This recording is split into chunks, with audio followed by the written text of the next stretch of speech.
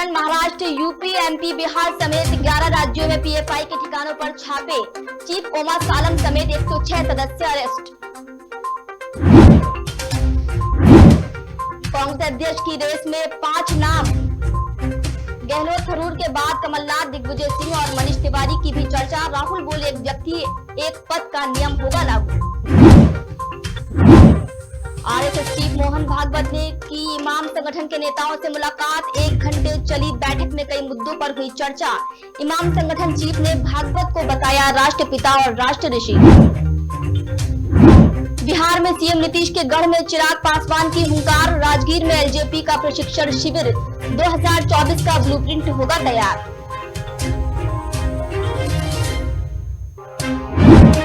और मुंबई के शिवाजी पार्क में दशहरा रैली पर तकरार। अब बॉम्बे हाईकोर्ट के पाले में गेंद। सुनवाई शुक्रवार तक के लिए स्थगित।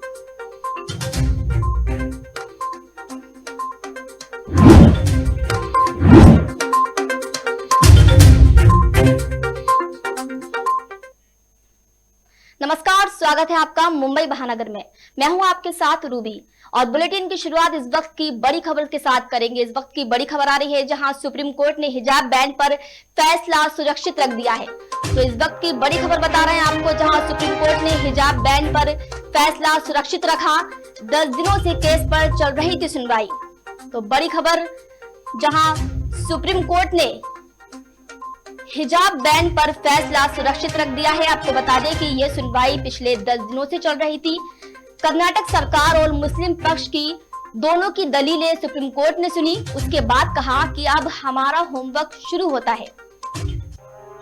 इसके साथ ही मुस्लिम पक्ष ने अपनी दलील रखी और कहा कि बैन करने से क्या हासिल होगा। बता दें कि 23 याचिकाओं पर पिछले 10 दिनों से ये सुनवाई हो रही थी। तो बड़ी खबर, जहां सुप्रीम कोर्ट ने हिजाब बैन पर फैसला सुरक्षित रख दिया है। बता दें कि पिछले 10 दिनों से ये सुनवाई हो रही थी। इसके साथ ही सुप्रीम कोर्ट ने कहा कि अब हमारा होमवर्क शुरू हो चुका है। तो बड़ी खबर बता रहे हैं आपको, जहां सुप्रीम कोर्ट ने हिजाब बैन पर अपना फैसला रखा सुरक्षित। कर्नाटक सरकार और मुस्लिम पक्ष दोनों की सुनवाई, उन्होंने दोनों की दलीलें सुनी। उसके बाद ये कहा कि अब से हमारा होमवर्क शुरू हो चुका है।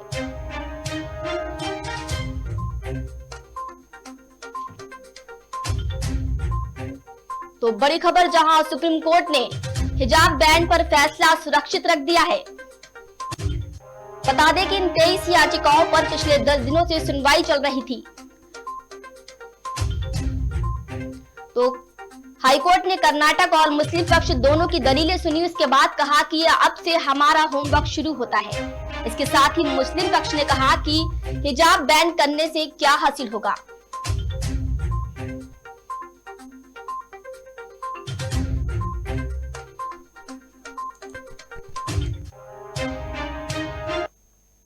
चलिए बुलेटिन की शुरुआत करते हैं।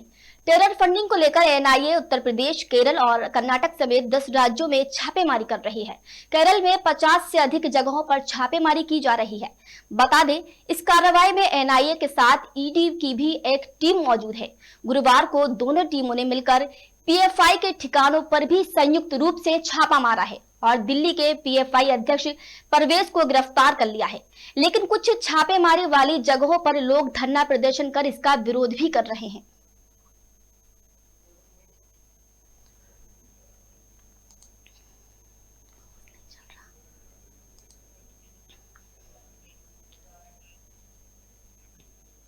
कांग्रेस इलेक्शन कमेटी के चेयरमैन मधुसूदन मिस्त्री ने अध्यक्ष चुनाव के लिए नोटिफिकेशन जारी कर दिया है। 2 दाखिल करने की प्रक्रिया 24 से 30 सितंबर तक चलेगी। 17 अक्टूबर को मतदान होगा और 19 अक्टूबर को नतीजे आएंगे।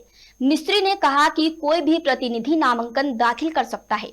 मौजूदा स्थिति के हिसाब से कांग्रेस सांसद शशि थरूर और राजस्थान के सीएम अशोक गहलोत चुनावी दौड़ में शामिल हैं।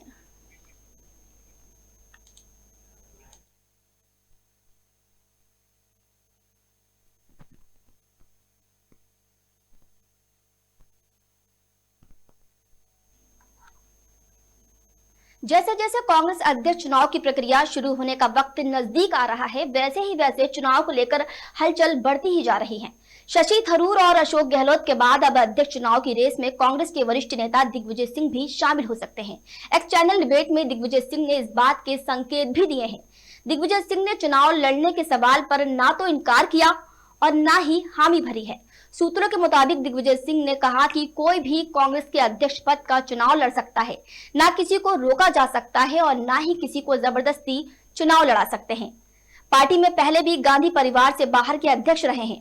सूत्रों की माने तो दिग्विजय सिंह ने चुनाव में उतरने के सवाल पर कहा कि देखते हैं आगे क्या होता है, सबको चुनाव लड़ने का अधिकार है, आपको 30 सितंबर तक पता चल ही जाएगा।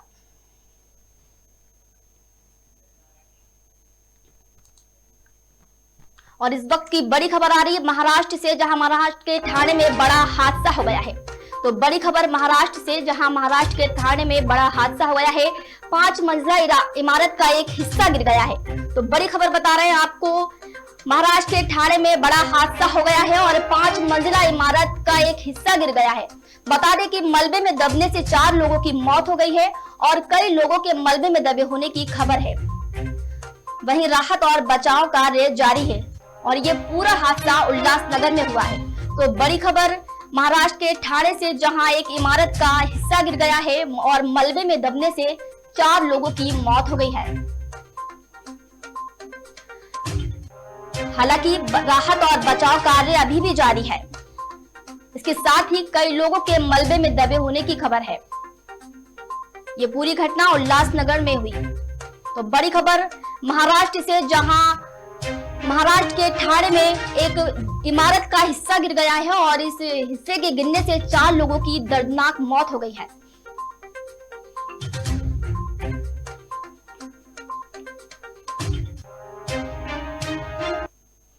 आरएसएस प्रमुख मोहन भागवत ने गुरुवार को प्रमुख इमाम उमर अहमद इलियासी और दूसरे मुस्लिम नेताओं से मुलाकात की।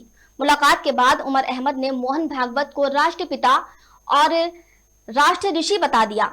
दिल्ली कस्तूरबा गांधी मार्ग मस्जिद के बंद कमरे में यह बैठक करीब 1 घंटे तक चली। इस मीटिंग में भागवत के साथ सहसर कार्यवाह डॉक्टर कृष्ण गोपाल और वरिष्ठ प्रचारक इंद्रदेश कुमार, रामलाल और हरीश कुमार भी मौजूद रहे।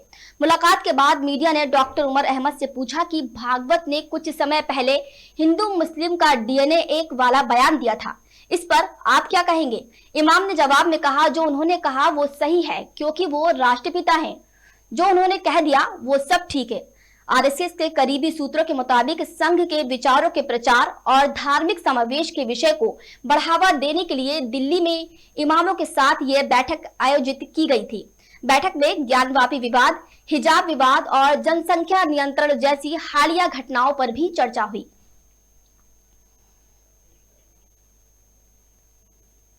दिल्ली के बाद अब पंजाब में भी आम आदमी पार्टी सरकार और गवर्नर BL पुरोहित के बीच जंग शुरू हो गई है। गवर्नर ने बुधवार को अचानक पंजाब विधानसभा सेशन रद्द कर दिया, जिससे यहां विश्वास मत साबित करने के बहाने ताकत दिखाने की तैयारी कर रही आप भड़क उठी। पहले आपके विधायकों की CM भगवंत मान की अगुवाई में मीटिंग हुई, जिसके बाद उन्होंने विधानसभा से गवर्नर हाउस तक रोष मार्च निकाला। इसके बाद कैबिनेट की मीटिंग कर 27 सितंबर से विधानसभा का सेशन बुला लिया गया। CM भगवंत मान ने कहा कि इस सेशन में बिजली, पराली जैसे मुद्दों पर चर्चा होगी। मान ने विधानसभा के स्पेशल सेशन को मंजूरी देकर फिर रद्द करने को दुर्भाग्यपूर्ण करार दिया। मान ने कहा कि इसके खिलाफ हम सुप्रीम कोर्ट में जाएंगे ताकि लोगों और राज्य के हक की रक्षा की जा सके।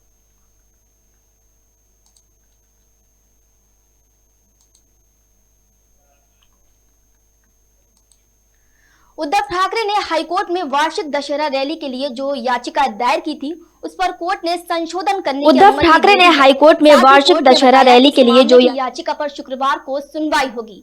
वहीं BMC ने रैली करने की अनुमति आवेदन को अब खारिज कर दिया है।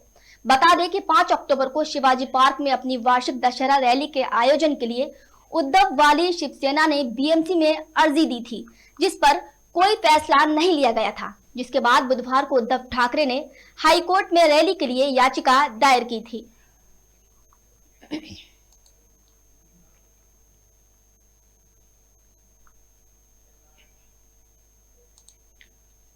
महाराष्ट्र के मुख्यमंत्री एकनाथ शिंदे ने दिल्ली दौरे के दौरान शिवसेना की राज्य इकाई के प्रमुखों की एक बैठक को संबोधित किया। इस मौके पर सीएम शिंदे ने उद्धव ठाकरे पर तीखा हमला बोला। शिंदे ने कहा कि शिवसेना प्राइवेट लिमिटेड कंपनी नहीं है। शिवसेना में विद्रोह को सही ठहराते हुए उन्होंने अफसोस जताया कि पार्टी अध्यक्ष ने सीएम पद के लालच के कारण एनसीपी और कांग्रेस के साथ हाथ मिलाया है, लेकिन हम बाबा साहेब के आदर्शों को आगे लेकर जाएंगे। सीएम एकनाथ शिंदे ने जोर देते हुए कहा कि हम बाला साहेब ठाकरे की विचारधारा का उल्लंघन नहीं करेंगे। हम लोगों के विश्वास के साथ कभी विश्वासघात नहीं करेंगे। हम उन लोगों के साथ कभी विश्वासघात नहीं करेंगे जिन्होंने हमारा समर्थन किया है। ये पार्टी कोई प्राइवेट लिमिटेड कंपनी नहीं है। हम बाला साहेब ठाकरे की विचारधारा को आगे बढ़ाने का काम कर रहे हैं। वहीं सीएम शिंदे ने आगे कहा कि अगर आप अपनी पार्टी के पदाधिकारियों और कार्यकर्ताओं को अपना सेवक मानते हैं तो कोई भी इसे बर्दाश्त नहीं करेगा, क्योंकि हमारे हजारों और लाखों कार्यकर्ताओं ने बलिदान दिया है। आपको इसे अपने जागीर कहने का कोई अधिकार नहीं है।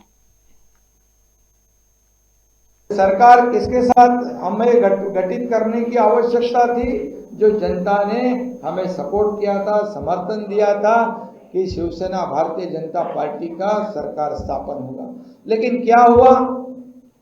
जो लोगों को भी मतलब विश्वास भी नहीं हो रहा था कि कांग्रेस और राष्ट्रवादी जिनके साथ हम लड़े पिछले कई साल, उनके साथ हम सरकार बनाएंगे।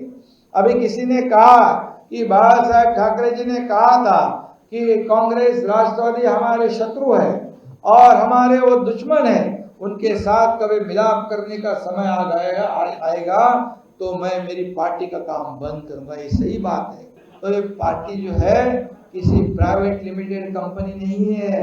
ये बाला साहेब ठाकरे जी के विचार को हम तुम्हारे साथ हैं जो ले जाने का काम हम लोग कर रहे हैं। अरे आप लोग जब हमारे पार्टी के पदाधिकारी कार्यकर्ता को नौकर समझोगे तो नहीं कोई बर्दाश्त करेगा, क्योंकि खून पसीना बहा के ये बाला साहेब ठाकरे जी के साथ कई हमारे वरिष्ठ नेता, हजारों लाखों कार्यकर्ता, उन्होंने बलिदान दिया है, दिन रात मेहनत करके शिवसेना को आगे बढ़ाया है। तो आप लोगों को ये कहने का अधिकार नहीं, ये हमारी जागीर है, ये प्राइवेट लिमिटेड कंपनी नहीं है। ये बाला साहेब ठाकरे जी का विचार आगे ले जाने वाले हम लोग हैं। लोक जनशक्ति पार्टी के मुखिया चिराग पासवान ने बिहार में राजनीतिक हुंकार के आगाज के लिए मुख्यमंत्री नीतीश कुमार के गढ़ को चुना है। नालंदा के जिसे राजगीर में नीतीश कुमार चिंतन के लिए जाते हैं, उसी जगह को चिराग पासवान और उनकी पार्टी ने एक नई राजनीतिक दिशा को तय करने के लिए चुना है।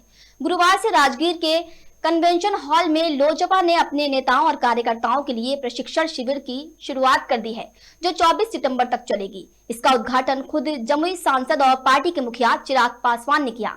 दरअसल 2024 में लोकसभा का चुनाव होना है, जबकि 2025 में बिहार विधानसभा का चुनाव होगा। इसलिए प्रशिक्षण शिविर के जरिए चिराग पासवान अपनी पार्टी को अभी से ही चुनावी मोड़ में उतारने जा रहे हैं। पार्टी के नेताओं और कार्यकर्ताओं का कई पॉइंट्स पर विशेष तौर पर ट्रेंड करने की तैयारी है। इसके लिए खासकर राजनीतिक, सामाजिक, आर्थिक, शैक्षणिक, कृषि और मीडिया के मुद्दे पर शिविर में मंथन किया जा रहा है।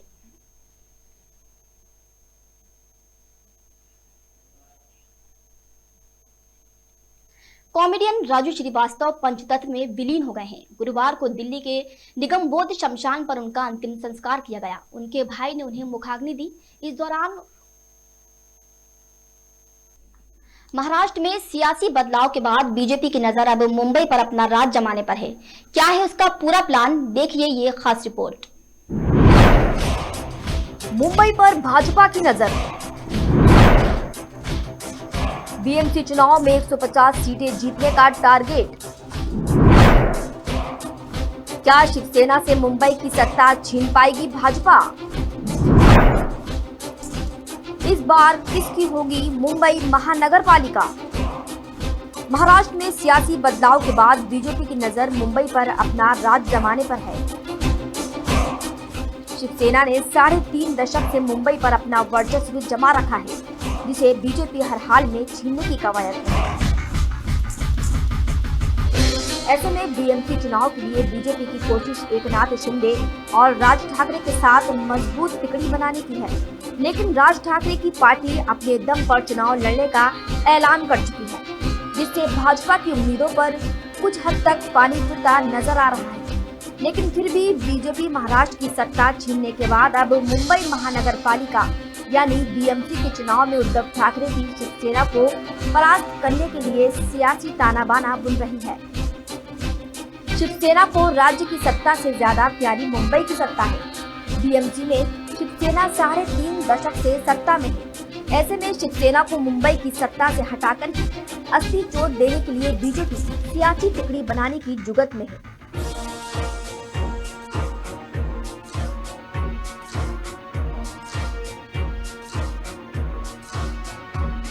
देवेंद्र फडणवीस और एकनाथ शिंदे के साथ राज ठाकरे की जोड़ी बनने की तैयारी है, लेकिन राज ठाकरे अभी तक गठबंधन में शामिल होने के लिए तैयार नहीं हुए हैं।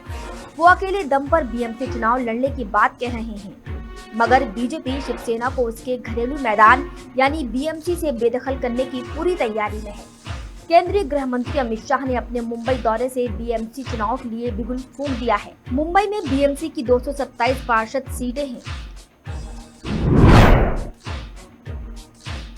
भाजपा ने 150 सीटें जीतने का टारगेट रखा है।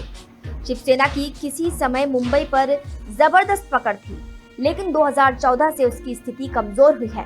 2017 के बीएमसी चुनाव में शिवसेना बीजेपी ने अलग अलग चुनाव लड़ा था, जिससे उद्धव ठाकरे को नुकसान हुआ और बीजेपी को लाभ हुआ था। फिर क्या था, उद्धव को अपना मेयर बनाने के लिए बीजेपी से हाथ मिलाना पड़ा, जिसके बाद ही शिवसेना की किशोरी पेडेकर महापौर बन सकी थी। ऐसे में पिछले कुछ महीने में जिस तरह सियासी गतिविधियां हुई, उससे बीएमसी के समीकरण भी बदल गए। एकनाथ शिंदे ने उद्धव ठाकरे के 2/3 विधायकों को लेकर बीजेपी से हाथ मिला लिया। मनसे प्रमुख राज ठाकरे की भी बीजेपी के साथ नजदीकियां बढ़ने की खबरें थी। हालांकि वो अभी अकेले दम पर चुनाव लड़ने का दावा ठोक रहे हैं। मुळात विषय असा आहे की या बातम्या ज्या तुम्ही सांगताय त्या आम्ही बघतोय, पण सन्मान्य राजसाहेबांच्या आदेशानुसार मुंबई महानगरपालिका असेल, नवी मुंबई असेल, संभाजीनगर असेल किंवा इतर कुठल्या ज्या महानगरपालिका आहेत, या सगळ्या महानगरपालिकेच्या ठिकाणी आमचे सर्व पदाधिकारी या सर्व जागा लढवण्याच्या दृष्टीने जो सन्मान्य राजसाहेबांनी आदेश दिलाय त्या दृष्टीने आमची तयारी आत्ताच चालू आहे। राजनीतिक विशेषज्ञ मानते हैं कि अगर महाराष्ट्र में बीजेपी शिंदे मनसे की टुकड़ी बनती है तो मुंबई को शिवसेना के हाथों से छीनने से कोई नहीं रोक सकता। इस तिकड़ी के चलते बीएमसी चुनाव में इस बार उद्धव ठाकरे को ज्यादा नुकसान उठाना पड़ सकता है। अमित शाह ने बीजेपी के लिए 150 सीट का टारगेट फिक्स कर दिया है। ऐसे में 150 सीटों से ज्यादा जीतने का मतलब वो सभी सीटों पर चुनाव लड़ सकती है। पिछले चुनाव में राज ठाकरे की एमएनएस को 7 सीटों पर जीत हासिल हुई थी। इस बार शिवसेना ने संभाजी ब्रिगेड के साथ चुनाव गठबंधन की घोषणा की है। एनसीपी प्रमुख शरद पवार ने कहा था कि गठबंधन के बारे में उनकी पार्टी विचार कर रही है और इस बारे में कोई अंतिम फैसला भी नहीं हुआ है, जबकि कांग्रेस अकेले चुनाव लड़ने की दिशा में है। ऐसे में अमित शाह की खुली चुनौती और 150 से अधिक सीटें जीतने का संकल्प लिया है। महानगर पालिका को जो उद्धव ठाकरे जी वाली सेना है उसने लूटने का काम किया है, उसको लूटने की काम करने वाली सेना को वहां से अब जाना होगा। भारतीय जनता पार्टी का परचम मुंबई महानगर पालिका पे लहराएगा, ये पहले दिन से हम कह रहे हैं। उद्धव ठाकरे की सत्ता से बेदखल होने के चलते शिवसेना के लोगों का मनोबल गिरा हुआ है। सत्ता अपने आप में एक अलग ऊर्जा और उत्साह देती है, जो बीजेपी नेताओं में दिख रहा है। राज ठाकरे भी हिंदुत्व के एजेंडे पर ही नहीं बल्कि वापसी का मौका भी दिख रहा है, लेकिन उनके अकेले चुनाव लड़ने का ऐलान और बीजेपी नेताओं और सीएम एकनाथ शिंदे के साथ हुई मुलाकातें कुछ अलग ही कहानी गढ़ती नजर आ रही है। ऐसे में शिवसेना के लिए बीएमसी में अपने सियासी वर्चस्व को बचाए रखने की चुनौती खड़ी हो गई है।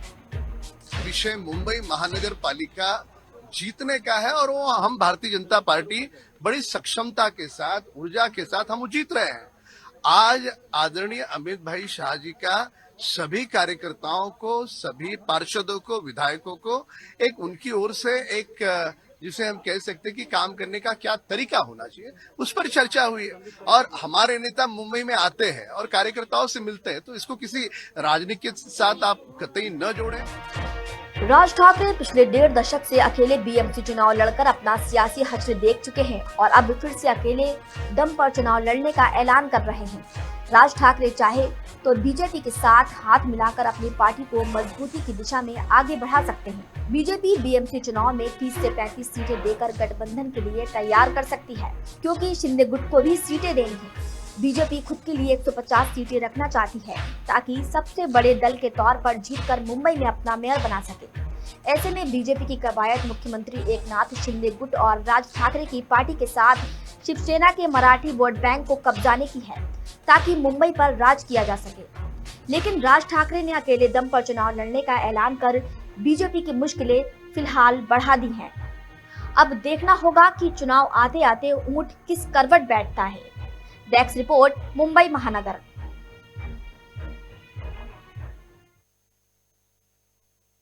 बुलेटिन में फिलहाल इतना ही। ताज़ा अपडेट्स के लिए बने रहिए मुंबई महानगर के साथ। नमस्कार।